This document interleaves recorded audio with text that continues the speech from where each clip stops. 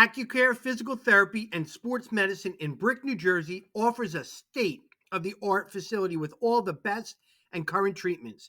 With athletic trainers, massage therapists, and doctors of physical therapy, Accucare has everything you need to stay healthy and perform at the highest level. Cupping, stretching, laser therapy, compression boots, and a full-body cryo chamber are just some of what you can expect at Accucare. Check out their website and social media links in my bio. No prescription is needed to see them. So call them today and start feeling and performing at your best. Again, thank you to Accucare for sponsoring the Shore Football Report.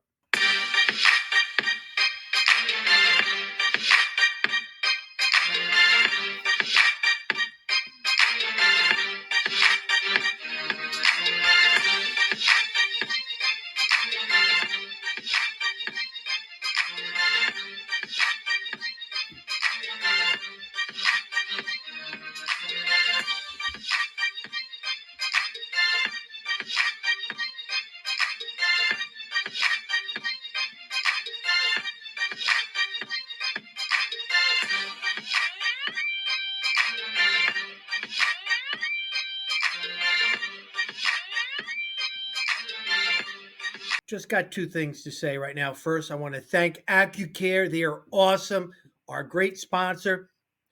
Get there. If you haven't been there yet, make an appointment, get to Accucare, especially towards the end of the season when your body needs to get that extra push and be healthy on the football field. Rehabilitation, recovery, they are the best. Make an appointment, call them and tell them you're coming. All right. The Shore Football Report is definitely endorsing going to Accucare. They're the best out there right now. And they have athletes going there around the clock, all sports, and that's that. And also, when you're transitioning to another sport, your body is gonna be needing this Accucare treatment because you're using different body parts. So just make sure that you utilize Accucare, located in Brick.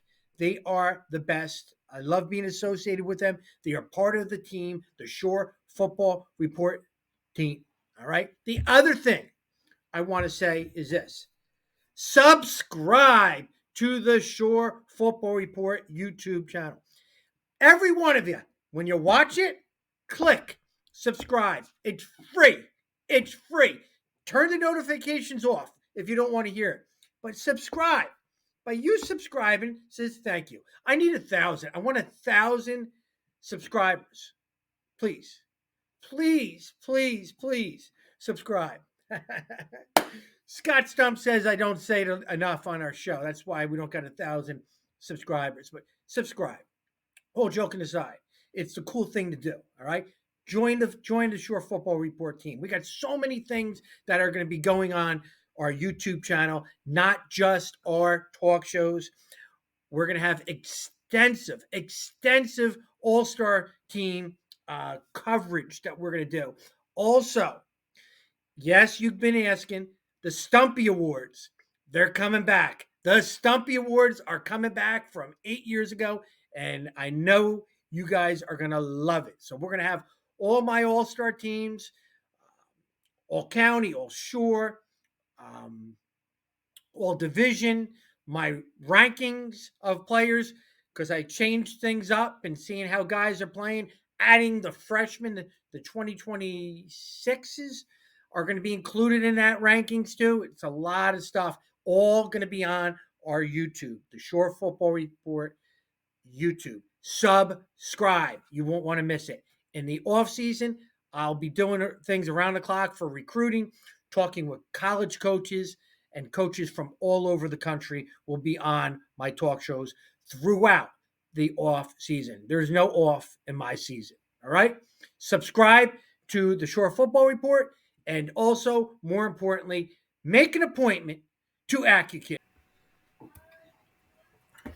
All right, Rob, now we're into a history-making part of the playoffs. This has never happened before. We've never had group semifinals in New Jersey history in the public brackets, and we have two Shore Conference teams still alive. We're going to start with a team that has been the most impressive team in this playoff run. You saw them in person They avenged their loss to Kingsway. Toms River North captures the South Jersey Group 5 title with the rout of the Kingsway team that beat him last year. Now they move on.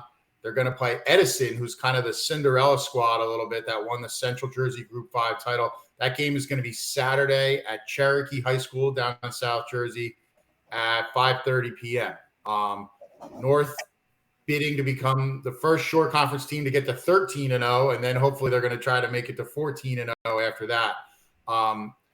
They enter this game clearly as the heavy favorite. They're a top 5 or 6 team in New Jersey. They've been blowing everyone's doors off, but I feel like this game you saw in person was the most impressive performance of them all against a good Kingsway team. Well, I'm curious how they're going to, how all the teams, they all, listen, they won a state championship or sectional championships, both teams, and Toms River North had that one game schedule circled on their schedule all year. You know they wanted to play Kingsway, and they couldn't play him in any other better spot than the state championship game.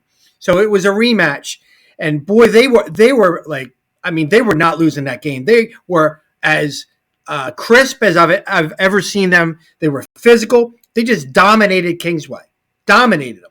But key play of the game was it was 21-7. Kingsway's driving. They're in the red zone.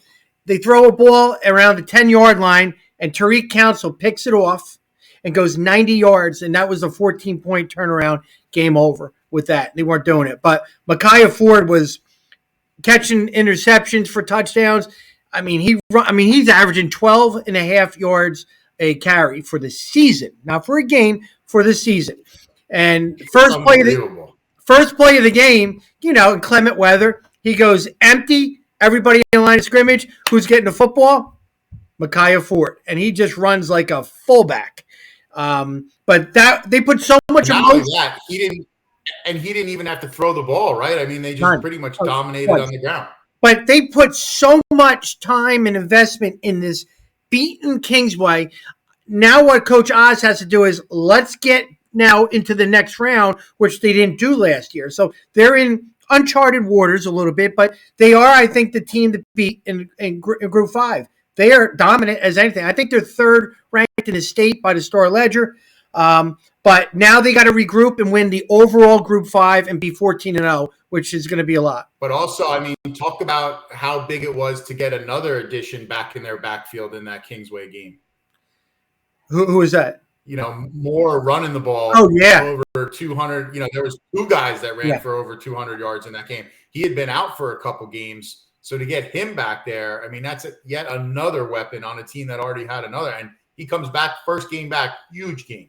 Oh, he's one of the most underrated football players out there. Compliments Micaiah Ford so much. You got a quarterback that is a bull, a hard runner. He's a beast, and more is deceptively quick. I mean, he had an 81-yard touchdown run where he just outran everybody, but he's he's put together too, but they complement each other. He's like a slippery type of tailback that when he gets into the open field, he's quicker than most people think with that. But yeah, they're looking great. Their offensive line is tremendous. Well, and I think it was funny. I know it was the offensive fireworks that got all the headlines in that game, and deservedly so. You rushed for almost 500 yards, and you had 2 guys who went berserk. But to me, the most impressive thing was that Kingsway offense came into that game blowing people out, explosive. They had a quarterback who was like a 2,000-yard passer. They held them to 120-something total yards. Yeah. He wasn't a big quarterback, but the defense played great. Jalen Matthews was all over the field. He's 6'7". When he puts his hands up, you try throwing over him. There must have been multiple balls that were deflected at the line of scrimmage. Ty Kazanowski was dominant. Ty Bolin was really great. Nick Bayako was I mean, they were flying at the football. They really were. Jeremiah Pruitt, he put this one hit on the running back, and it looked like Ronnie Lott. The Jets Ronnie Lott, let's just say that. But they were flying the football. They look really, really good. But I think the defense set the tone in that game because they couldn't move the football at all. And now we move on to the game against Edison. Edison is the opposite of North in that they're like almost similar to Marlboro this year in that they've had a huge revival of a program that has struggled mightily for years. Like they were in the bottom of the standings a lot of years up there in Middlesex County, but now they roared. This is their first sectional title since 1991. So it's been a long, long time since they've done it, but they have a very veteran team. They have 4 seniors who are 4-year starters, who Right. started as freshmen. And they're another team that has a dual threat quarterback, Matt Yasko. He's the son of the offensive coordinator, who also was the former head coach at Carteret, led them to a couple state titles. Yasko has 1,700 yards passing, 553 rushing. He ran for 174 in the sectional finals, so he's dangerous on the ground. But he's a guy they have to stop. And then they also, they have a 1,200-yard rusher, Nikir Ito. So they've put up some big numbers. And I don't even think it was the sectional final that blew people away, because Lenape was like a decent number 1 seed, but not great, barely over 500. But the semifinals, when they rallied to shock North Brunswick had been ranked in the state all year and had beaten Edison early in the year. And they beat them 33-31 with 2 touchdowns in the last 2 minutes. That's another thing. This team does not give up. They've pulled it out way late against people. So they have a veteran team that doesn't panic. One thing to note, Toms River North beat Edison last year's playoffs 48-7. Yeah. So dominated them. So that's a big gap for Edison to have to close here.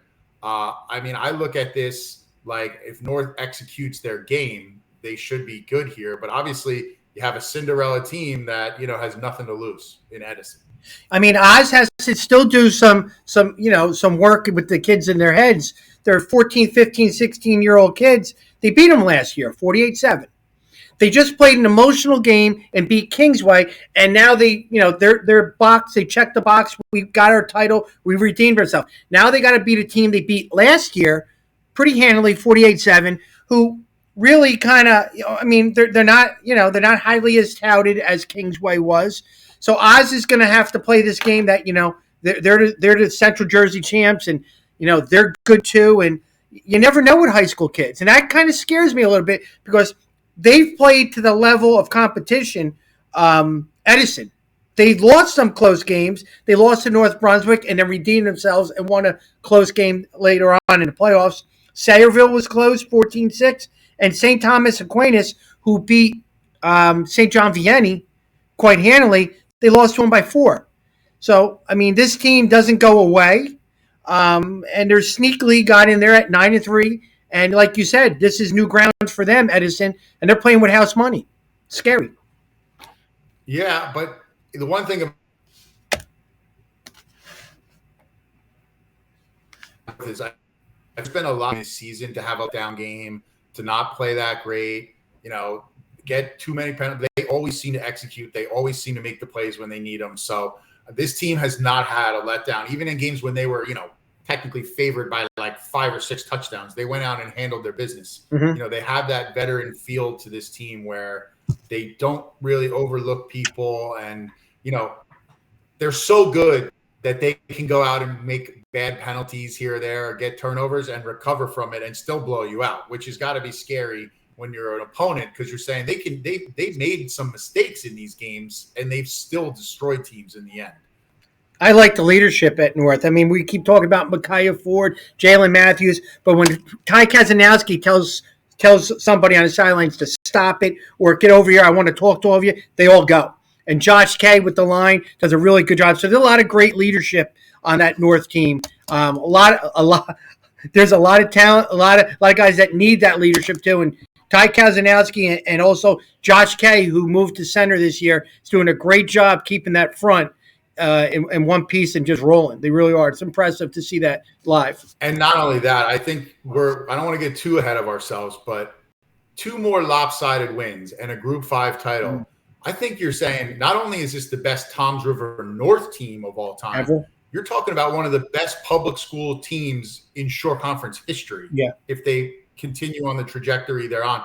First of all, this is the first year that we're playing to overall group champions. So they have the opportunity to do something that no Shore team has ever done, because it's the first time it's even happening. But to be able to do that, and if they're winning all these games in lopsided fashion and they finish it in that way, you're talking a legacy that's like, with the 2000, 2001 Jackson Memorial, 2005, 2006, Manasquan, that 2015 Middletown, I don't want to get too crazy with the no Sean Moreno teams and start angering the Middletown South people because they finished number one in all of New Jersey. But Tom's River North isn't that far away from that. They're not going to be able to overtake Don Bosco or whoever that wins non-public A probably. But the point is they're in that conversation. 2 more big wins, and you're talking about a pantheon shore conference team. Well, they're going to be the favorite out of the 4 teams left. They are, and probably one of our better shots of winning the overall championship, Tom North. And I like the mix. They have good leadership with seniors, and they're very youthful. They're very youthful. A lot of juniors. Yeah, that's the even more terrifying thing. If you're an opponent, I mean, this could be a team that goes 14-0 and then could come back next year and try to go 14-0 again. You got it. You definitely got it. But good things are going on at North. It was a good crowd in the inclement weather.